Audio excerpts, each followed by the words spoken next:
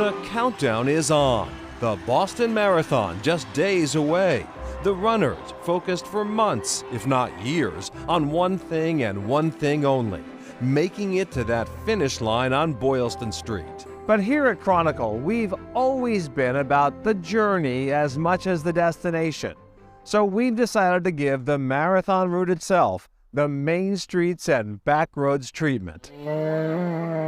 But none of us trained for the whole 26.2 miles, so we divvied up the 8 towns along the route. Hopkinton, Ashland, Framingham, Natick, Wellesley, and Newton.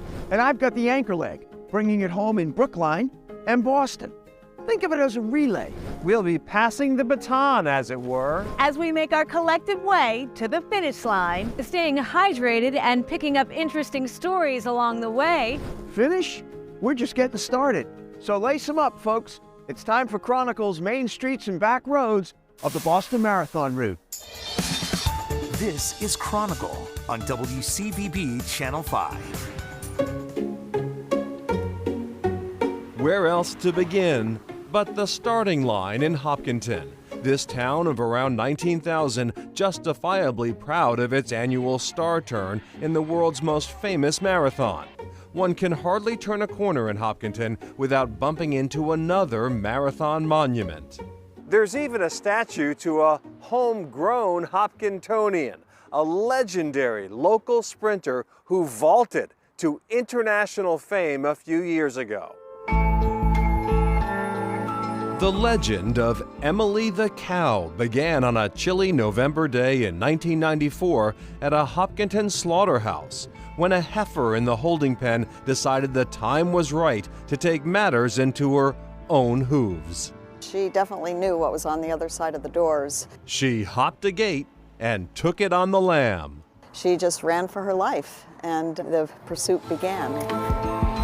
Word spread quickly around town about the rogue cow. The fugitive, who'd come to be known as Emily, took up with a herd of deer and was spotted over the coming weeks in local woods and backyards, even downtown Hopkinton. Ran across the marathon start line from what we were told by witnesses. But she, came out right over here. Meg Randa, a vegan, was so moved by Emily's fight for freedom, she began leaving grain at the edge of Elmwood Farm, where Emily had recently been seen. Randa slowly gained the cow's trust, and Emily was eventually coaxed into a trailer. A comfortable retirement awaited Emily at the Peace Abbey in nearby Sherburne. But that was hardly the end of this cow's tale. Before we knew it, the story was becoming this international story about a cow that people just couldn't believe.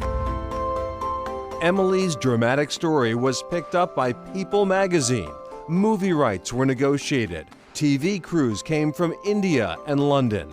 The devout made pilgrimages to the Peace Abbey. The Randas wrote a book. Emily had become an international icon for vegetarianism. I feel like Emily really put a face on the dinner plate. When Emily died in 2003, a statue was commissioned by the Peace Abbey, alongside that of Gandhi in the Memorial Garden. Louis Randa, a Quaker activist and educator, is founder of the Peace Abbey. She was really something. To this day, it brings a smile to our heart knowing that people hear about her and they come and their conscience is tweaked just a little bit, and then they're a better person. Making our way down the racecourse, we hit stride in Ashland. Until the 1920s, the original starting point for the Boston Marathon. But losing its starting position didn't kill Ashland's racing spirit. Modelville Hobby in Ashland, home of the only slot car raceway in Massachusetts, and by some measures, the largest in the country. It's a fun way to have fun. Hardcore slot jocks bring their own cars and pit boxes filled with parts, tools, and accessories.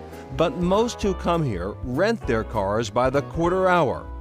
Owner and chief traffic cop Richard Payne fixes this newbie up with a custom ride. That looks like the old Chevy. It is an old Chevy. Chronicle Chevy. It's a Channel 5 show. Look at that. Peter Mahegan would be very proud right now. The notion of a learning curve takes on a whole new meaning in this joint. Look at him go over that turn, oh my gosh! And just when I'm starting to feel better about my skills, I can see why people like this. I find myself surrounded by slot car sharks and clearly way out of my depths. My car looks so slow now. Wow, it looked like you were having I a had a great very time. good Yeah. time, and it's something that all ages can enjoy. They really can. You know, 3 of the tracks at Modelville Hobby date back to the 1960s, which was really the heyday of slot cars. In fact, it's said that at the time there were more slot tracks in the United States than there were, in fact, bowling alleys. Wow. That's how popular it was. The Beatles had slot tracks. Oh, Everybody who was knew? doing it back then. All right, well, you looked good. All right, coming up, a taste of Brazil and Framingham.